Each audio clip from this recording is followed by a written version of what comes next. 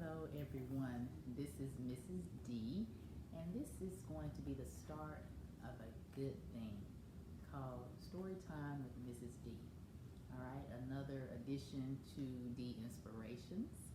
So I'll be reading different storybooks, mostly for primary grades or elementary grades, so that they can get an enjoyment or start an enjoyment of reading and have a love for reading, a knowledge to want to read more.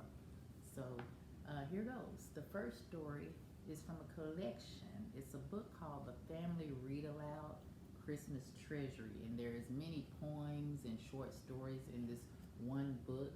If you wanted to purchase it, it's by Alice Lowe is the author, or one of the authors, the main author, and the illustrator is Mark Brown. So the story out of here I'm going to read today is called The Puppy Who Wanted a Boy. The Puppy Who Wanted a Boy. One day, Petey, who was a puppy, said to his mother, "I'd like a boy for Christmas." His mother, who was a dog, said she guessed he could have a boy if he was very good. So the day before Christmas, Petey's mother asked, "Have you been a very good puppy?" "Oh, yes," said Petey. "I didn't frighten the cat." "You didn't?" asked Petey's mother. "Well, I just frightened her a little," said Petey. "And I didn't chew any shoes." "Not any?" said his mother. "Just a teeny weeny chew," said Petey. "All right," said his mother. "I guess you've been good. Anyway, you're awfully little. I shall go out and get you a boy for Christmas." But when Petey's mother came back, she looked worried. "How would you like a soft white rabbit with pink ears for Christmas?" she said to Petey. "No, thanks," said Petey. "Well, how about some fish? They're nice," said Petey's mother. "I don't like fish," said Petey. "I'd like a boy." Petey said his mother, "There are no boys to be had. Not one could I find. They're terribly short of boys this year." Petey felt as if he couldn't stand it if he didn't have a boy. Finally, his mother said, "There now, there must be a boy somewhere. Perhaps you could find some dog who would give his boy away." So Petey hopefully started off. It wasn't long before he saw a collie racing with a boy on a bicycle. Petey trembled with joy. "If I had a boy on a bicycle," said Petey, "I could run like everything. I'll ask the collie politely if he'll give his boy away." So Petey leaped after the bicycle. He called out to the collie, "Excuse me, do you want to give your boy away?"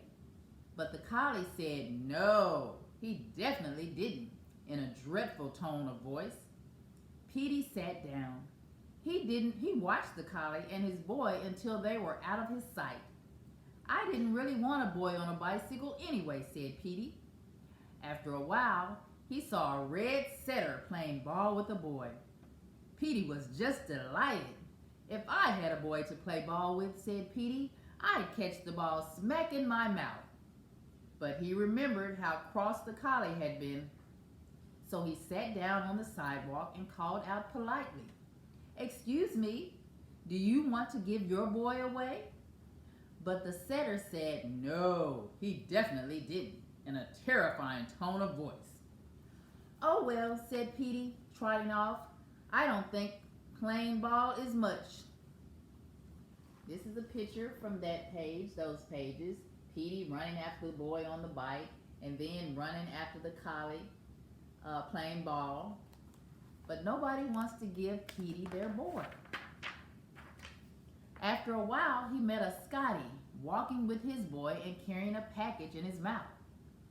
"Now that's a good kind of boy," said Petey. "If I had a boy to carry packages for, there might be some dog biscuits or cookies in the package." But he remembered how cross the collie and the setter had been. So he stayed across the street and shouted at the top of his lungs, but polite as could be. "Excuse me, do you want to give your boy away?"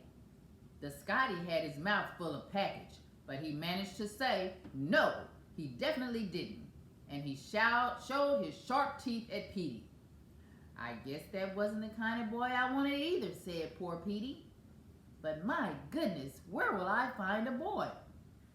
Well, Petey went on, up busy streets, dodging the cars, looking in stores and around corners, down quiet lanes where dogs rushed to their fences and yelped at him. He asked every dog politely, but he couldn't find a single dog who would give his boy away. Petey's ears began to droop. His tail grew limp. His legs were so tired. "My mother was right," he thought. "There isn't a boy to be had." As it was getting dark, he came to a large building on the very edge of town.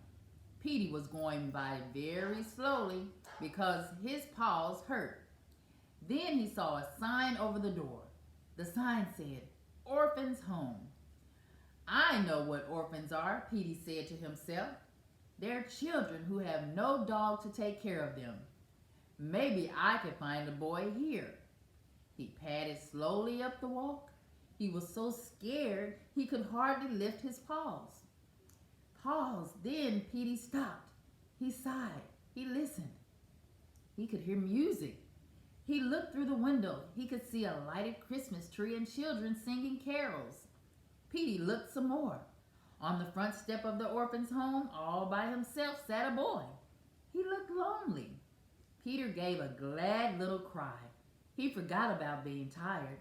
He leaped up the walk and landed in the boy's lap. Sniff, sniff went Petey's little nose. Wiggle, wag went Peter's tail. He licked the boy with his warm, wet tongue. How glad the boy was to see Petey. He put both his arms around the little dog and hugged him tight. Then the front door opened. "Goodness, Dickie," a lady said, "what are you doing out here? Come on in this Christmas tree." Petey sat very still.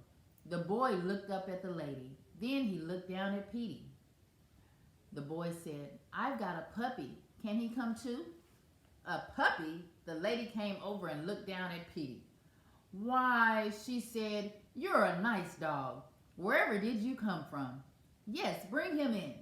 "Come on, puppy," said the boy, and in they scampered. A crowd of boys was playing around the Christmas tree. All the boys rushed at Petey. They all wanted to pick him up. They all wanted to pet him.